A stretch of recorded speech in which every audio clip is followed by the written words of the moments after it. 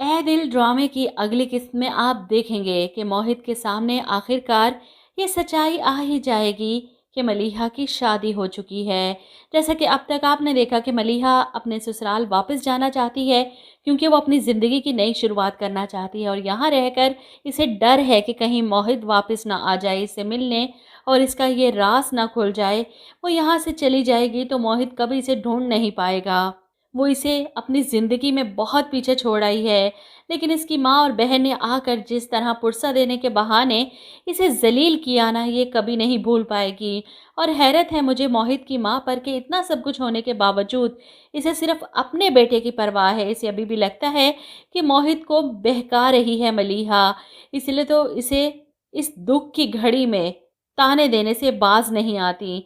इसे डराने धमकाने की कोशिश करती हैं। मुझे तो इस औरत के अंजाम से फ़िक्र है कि कितना दर्दनाक होगा, क्योंकि इसकी खुद की भी 2 बेटियां हैं।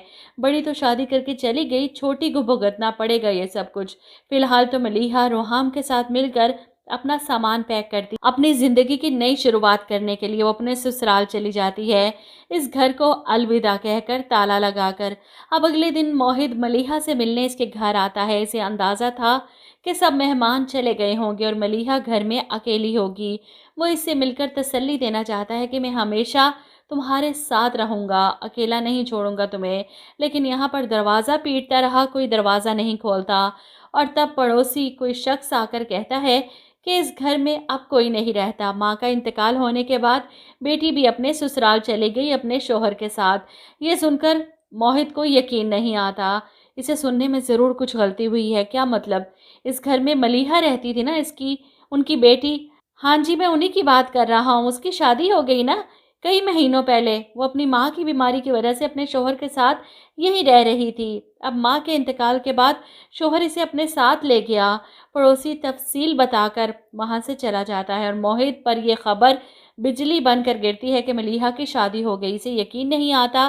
वो घर पहुँचता है गिरता पड़ता, जहाँ पर इसकी माँ परेशान हो रही थी कि अब तक तो मैंने इस मामले को संभाल लिया है, मैं तो सिर्फ अपने बच्चे के लिए फ़िक्रमंद हूँ जो इस डाइन के पीछे हलकान हुआ जा रहा है। जिस पर बेटी कहती है कि फ़िलहाल तो आप ये दुआ करें कि मोहित को ये ना पता चले कि इसकी शादी हो गई है। जिस पर माँ कहती है कि अगर ये सिलसिला ना रुका तो फिर मैं उसके शौहर से मिलूंगी जाकर, वही लगाम डालेगा अपनी बीवी को। इनके इरादे तो काफ़ी ख़तरनाक है। मलीहा को बर्बाद करने के अपने बेटे को लगामें तो डाली नहीं जाती, किसी की बेटी की ज़िंदगी बर्बाद करने पर तुली है। वहीं मोहित घर पहुंचता है तो चीखता चिल्लाता है कि उसकी शादी हो गई, सब खत्म हो गया। वो तोड़-फोड़ करता है, यहाँ तक कि इसकी माँ और बहन से संभाला नहीं जाता। खुद को नुकसान पहुंचाने की भी कोशिश करता है। जब माँ चीखती है कि अपनी माँ के बारे में भी सोचो, उस बेवफा लड़की के पीछे खुद को नुकसान पहुंचा रहे हो।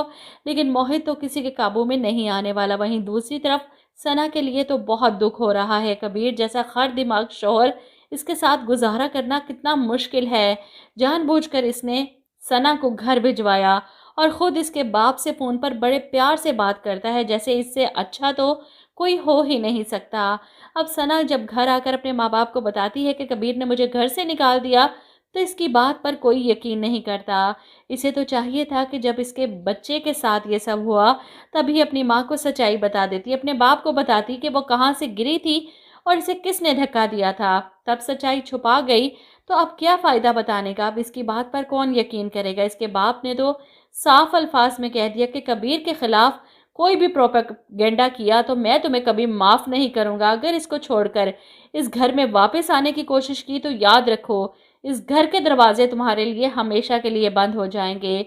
इस घर में तुम्हारे लिए कोई जगह नहीं। बाप की बात सुनकर सना तो हक्की बकी रह जाती है और इसके पास दूसरा कोई ऑप्शन नहीं बचेगा कि वो कबीर के पास वापस चली जाए। और उसकी वापसी पर कबीर अपनी फतह का जश्न मनाएगा। अब वो इसके साथ कुछ भी करे, इसकी बात पर कोई यकीन नहीं करेगा। वो इसे मारेगा, पीटेगा, इस पर जुल्म करेगा और इसे यकीन है कि सना के माँ बाप इसकी कोई बात नहीं सुनेंगे और ना ही इसकी बात पर यकीन करेंगे। और जब अपने माँ बाप का एतबार ही खो चुकी है सना, तो फिर चाहे कबीर इसे जान से ही मार दे, इसे कोई फ़र्क नहीं पड़ने वाला।